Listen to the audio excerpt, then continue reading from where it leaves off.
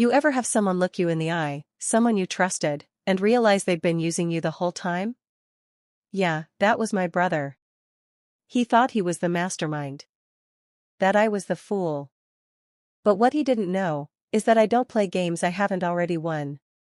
If you've ever been underestimated, betrayed, or had someone you love stab you in the back, then stick around.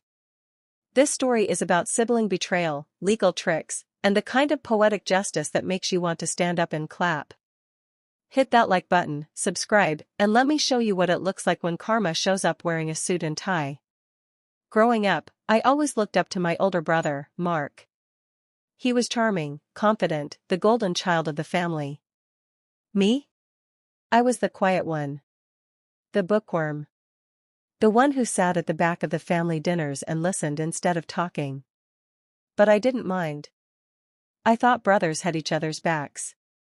That illusion shattered the day my father passed away.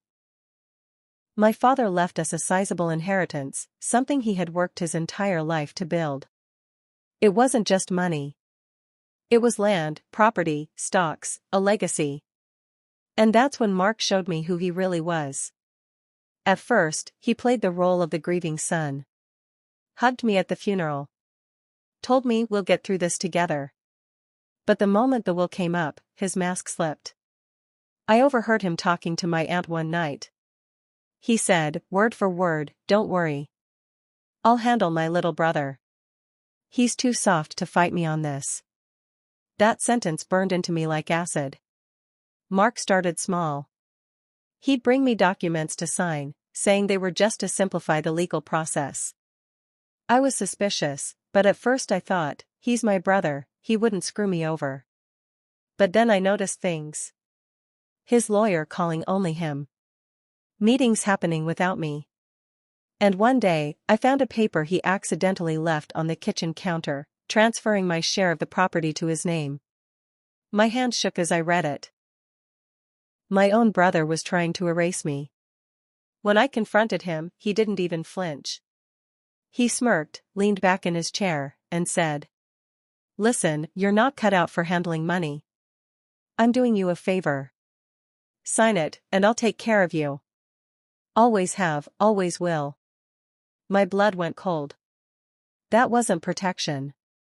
That was control. That was theft. That night, I couldn't sleep. My chest was tight, my jaw clenched. I realized, I wasn't just dealing with a greedy sibling. I was dealing with a predator who thought I was prey. And predators don't stop until you make them. So, I made a decision. If Mark thought he was playing chess with me, he was about to find out I was the one who built the board. Step 1, I played dumb. I acted exactly how he expected me to, confused, naive, too soft. I signed some of his bogus papers, the ones that didn't actually matter. I let him think he was winning. Step 2, I hired my own lawyer. Quietly. Someone smarter than his entire team combined. We combed through every document, every shady transfer, every little manipulation. Turns out, his greed made him sloppy. He left a trail a mile wide. Step 3, I set the bait. I agreed to a final signing meeting.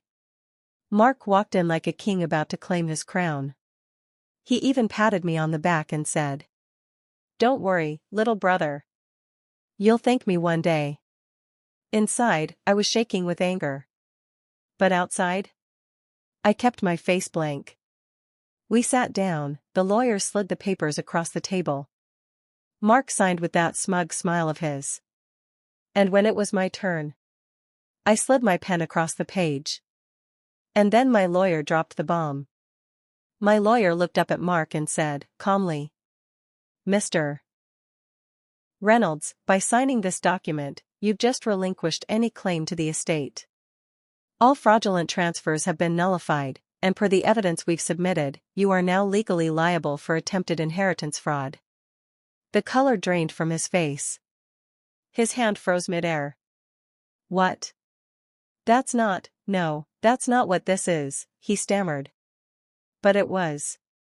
Every signature, every sneaky trick he'd pulled, was now evidence against him. The courtroom silence was deafening. My lawyer slid a thick folder across the table. Inside? Every single piece of proof. Mark's jaw clenched. His eyes darted to me, wide with panic. And that's when I finally let the mask drop. I leaned forward and whispered. You thought you played me? No. I created the game. He was stripped of his claims, fined, and humiliated. His perfect reputation? Gone. His inheritance? Untouched by his hands. And me? For the first time in years, I felt powerful. Here's what I learned. Sometimes the people who smile the brightest hide the sharpest knives. But when someone underestimates you, they hand you the sharpest weapon of all.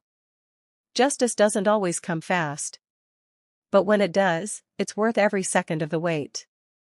If this story gave you chills, smash that like button right now.